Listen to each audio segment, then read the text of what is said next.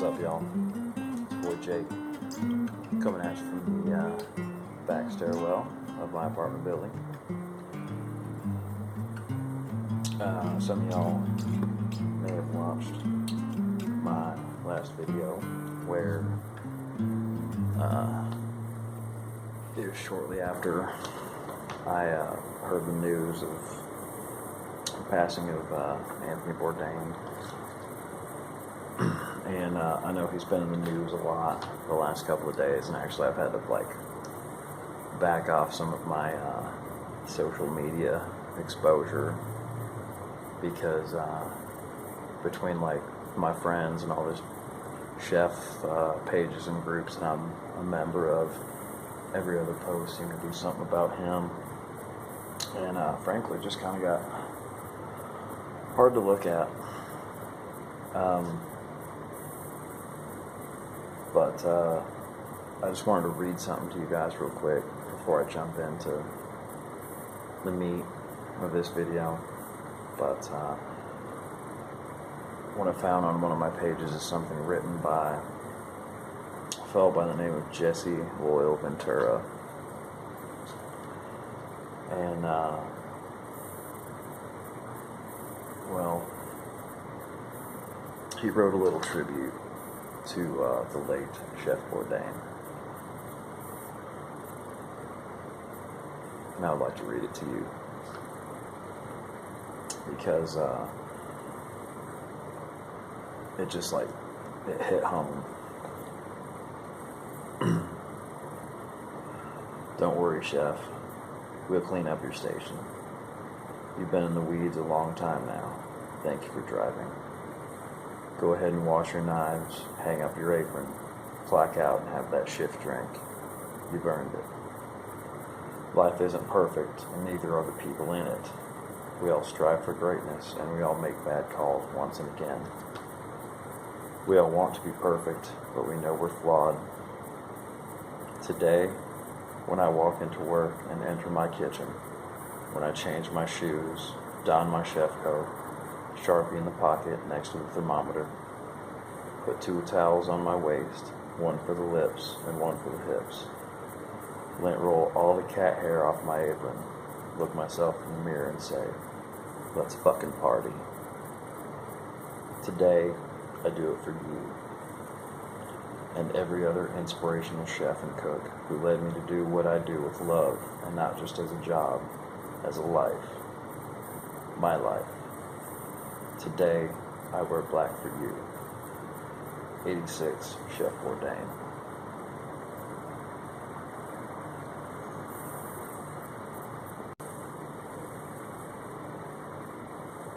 I'm not going to lie, when I first read that, I teared up a little bit.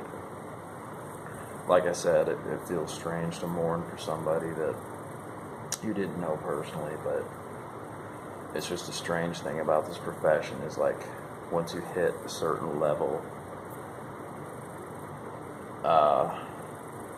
you just really understand the fraternity of it. Well, I don't want to limit it to men. There are many badass women that I've worked with in the kitchen.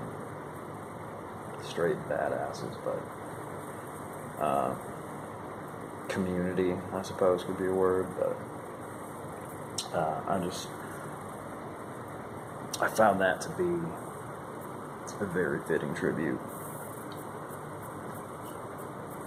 And I want to share it. And then I don't want to talk about it again for a while because it still fucking sucks.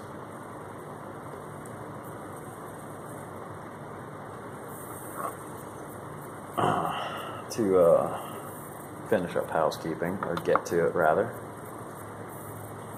Haunted Bookshop in the Mr. Brogg, number 41, of course. One of my after-work go-tos. But I've been talking a lot. I don't want to stay lit.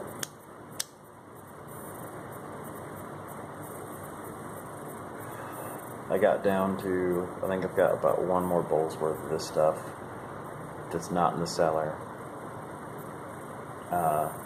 So which means today I popped that tin of Old Joe Krantz, and I'm going to set some of that aside to dry, and I'm going to smoke that soon. We're going to talk about that, which is a great segue into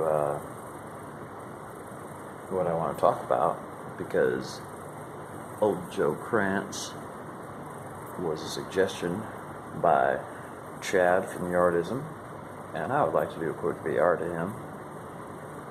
He posted a video today. He asked,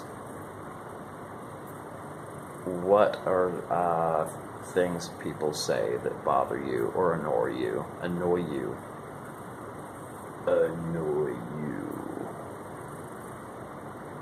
I'm paraphrasing a little bit. I'll try to tidy it up in my comment, or my description rather, title and description. He had some good points that I agreed with. Grammatic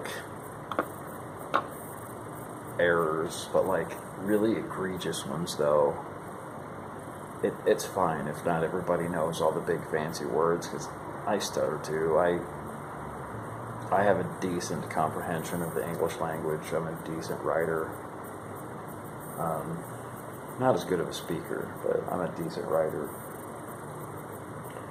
So things like saying I seen over I saw, that annoys the piss out of me. I hear it all the time. Hey man, have you seen Bill? Yeah, I seen him the other day at the store. You saw him.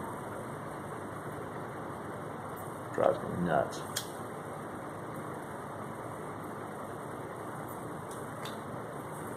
I think what bugs me more than anything, actually, is like made up words. And I hear them a lot. Swag. I hate that one probably the most, which is a shortened version of swagger, which is something that's very confident has, right? It's fine to have swagger. I respect that. Some very iconic people have been known to have swagger. When I think of swagger, I think of people like John Wayne. He carried himself with a very boisterous and just a very strong presence. That guy had swagger. And I never liked it, but when it annoyed me most was when I started my job. We had this server, just a weird kid. He thought he was funny, but he really wasn't. He'd come in and try to shoot the shit with me. I'd brush him off. He'd shoot the shit with some of my cooks, whatever. And then he'd wash his hands and do this, drying his hands and then tossing it. Swag. Every time. And I wanted to grab him by the head and drown him in the dish sink. Annoyed the piss out of me.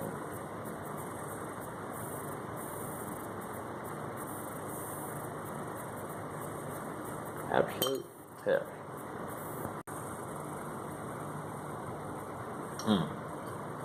Also drinking some Goose Island green line, kind of citrusy. This stuff goes really well with vapors. I might do a video on that later. I know Leslie's wanting me to do more pairing videos. What's another one? Bet. I hear that a lot. Bet. Which typically is a way of calling someone out, or matching a challenge, right? Or even in a gambling scenario. Well, sir, you have an ace and a 3. What would you like to do? Bet. I don't know. That's a bad example. But I had a couple of cooks. I got rid of one of them, but I've still got one where I need to cut some hours. I need to let someone go. I'm like, hey man, do you want to take a break and then come back and do some detail cleaning? Or do you just want to go on home and enjoy the day? He's like, well, what do we need to clean? Well, I've got a list back in the kitchen. Okay, I'll take my break. So then I'm in dry storage, organizing things for the next day's order. And he comes back and he says, so like, I can go home now? I'm like, yeah, free to go. You're already clocked off. Get out of here. Bet. That's his answer. Bet. Annoys the shit out of me. I guess it's like this, some South Side way that I don't understand of a certain group, I suppose, of just being like, hell yeah, that's what I'm used to. Hell yeah, I'll go home. That's what I always told my chefs when I was just a wee line cook. Jake, it's gonna slow down. You wanna go home? Hell yeah. See you tomorrow, chef. Bet. So yeah, that's those are probably the two biggest ones. I'm sure I've got more. 3, right? I offered 3.